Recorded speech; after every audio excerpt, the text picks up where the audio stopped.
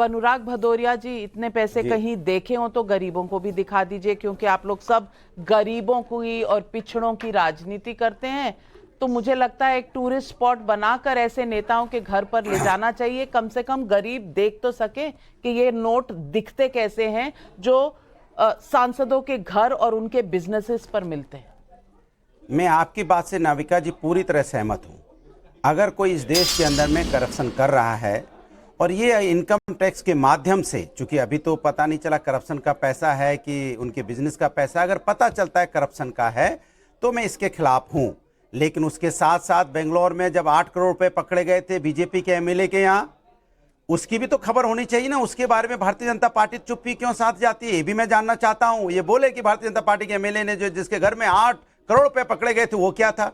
तीसरी बात, जिससे पार्लियामेंट के अंदर में अभी आपने महुआ मोइत्रा जी की बात की, इसी पार्लियामेंट के अंदर में आपको याद होगा एक रमेश बिधूड़ी भी थे जिन्होंने संसद का अपमान किया, पार्लियामेंट का अपमान किया, सांसदों का अपमान किया, हमारे संविधान का अपमान किया। उसके खिलाफ क्या कार्रवाई हुई भारतीय जनता पार्टी की सरकार ने या बीजेपी ने क्या कार्रवाई की? प्रमोशन दे दिया उनको। यह भारतीय जनता पार्टी का न्याय है क्या? इसी पार्लियामेंट के अंदर में आपको याद होगा 2005 24 दिसंबर जब यहां पे 10 सांसदों को, अगर राज्यसभा एक मिला दिया 11 सांसदों को यहां से निलंबन कर दिया गया था, उनको उनकी सदस्यता टर्मिनेट कर दी गई थी। उसमें 6 भारतीय जनता पार्टी के भी थे।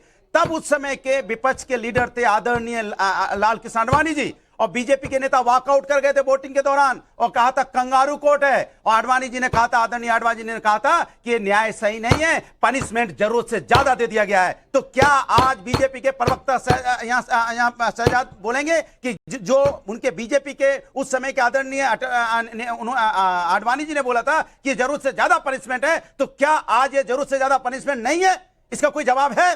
और कैश का कोई ट्रांजैक्शन भी नहीं दिखा है, कहीं पे बातें हुई हैं। वहां तो ऑन कैमरा पैसे का लेन देन भी दिखा गया था, कैमरे में कैद था, क्योंकि वो इंस्टिंग ऑपरेशन था। उसके बारे में क्या इनकी राय है ये भी बता दें। तो मैं जानती हूं, मैं उस वक्त संसद में थी, एज अ रिपोर्टर कवर कर रही थी, और उनकी बात नहीं सुनी गई थी और निष्कासित किए गए थे। तो आप किस बात का दर्द है शहजाद पूनावाला, उसका बता दीजिए क्या इलाज है? क्योंकि अवनीजेश जी को भी बोलना है, मैं तुरंत बात रख दूं। पहले तो बीजेपी के जो एमएलए थे उनके बेटे के घर पे 8 करोड़ मिला था। हमारी ही लोक आयुक्ता की पुलिस ने रेड की थी और ना केवल उसके बेटे को अरेस्ट किया, वो भी अरेस्ट हुआ और उसको हमने टिकट भी काटा। अब बताइए कि कांग्रेस पार्टी इस व्यक्ति को बाहर करेगी राज्यसभा से?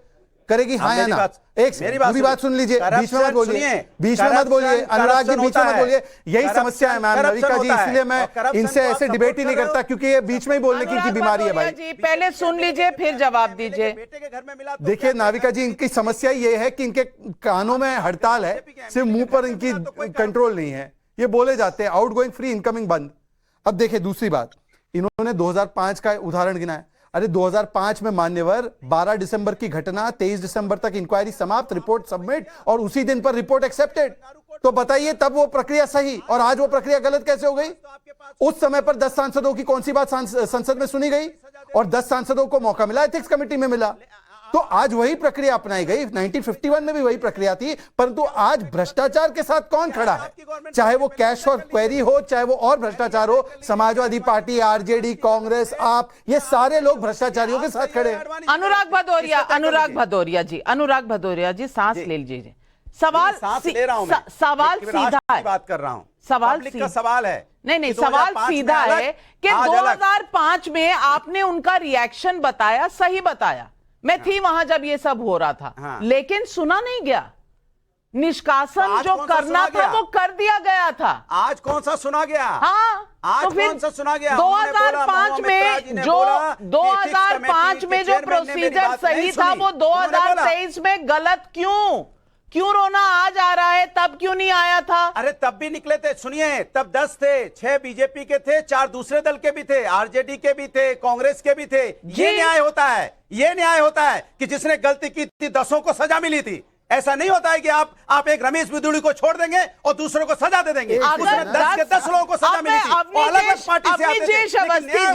अगर 10 के खिलाफ एक्शन होता तो इन्होंने नहीं कह देना था कि ये पूरा जो डेमोक्रेसी है खत्म हो गई है, संसद बर्बाद हो गया। अभी तो एक के खिलाफ जहां मेटीरियल सबूत था उस पर डिसीजन लिया गया है।